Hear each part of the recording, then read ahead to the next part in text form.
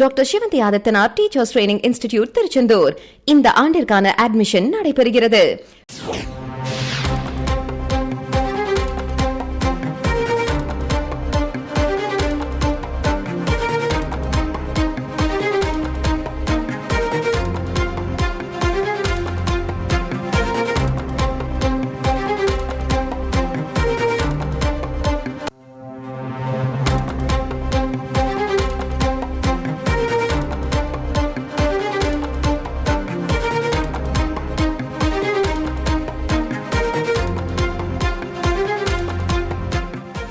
தாம்பரம் ரயில் நிலையத்தில் ரூபாய் 4 கோடி பறிமுதல் செய்யப்பட்ட வழக்கு தொடர்பாக பாஜக மாநில நிர்வாகி கோவர்தனிடம் விசாரிக்க சிபிசிஐடி போலீசார் திட்டமிட்டிருப்பதாக தகவல்கள் வெளியாகியிருக்கிறது.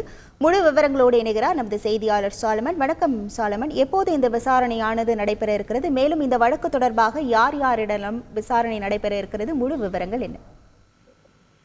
கடந்த 6ஆம் தேதி இரவு தாம்பரம் ரயில் நிலையத்தில் ரூபாய் 4 கோடி ரூபாய் பறிமுதல் செய்யப்பட்டது.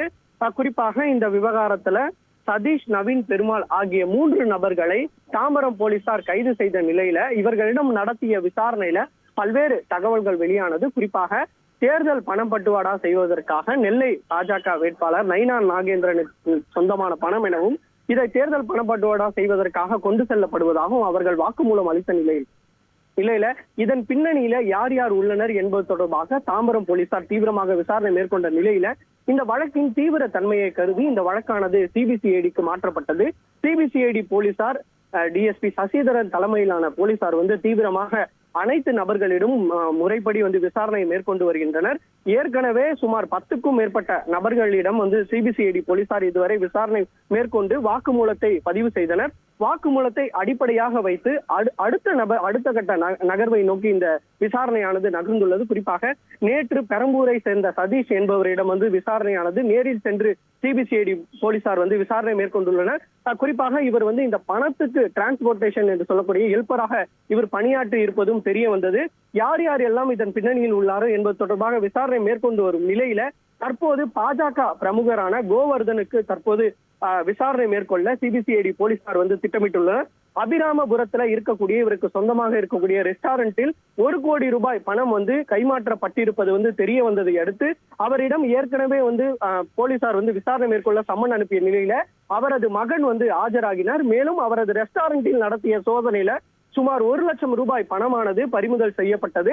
இந்த நிலையில தற்போது கோவர்தனுக்கு தற்போது உடல்நிலை சரியில்லாத காரணத்தினால் வருகிற செவ்வாய் அல்லது புதன்கிழமை நேரில் சென்று அவரது வீட்டிற்கு சென்று விசாரணை மேற்கொள்ள சிபிசிஐடி போலீசார் திட்டமிட்டிருப்பதாக கூறப்படுகிறது.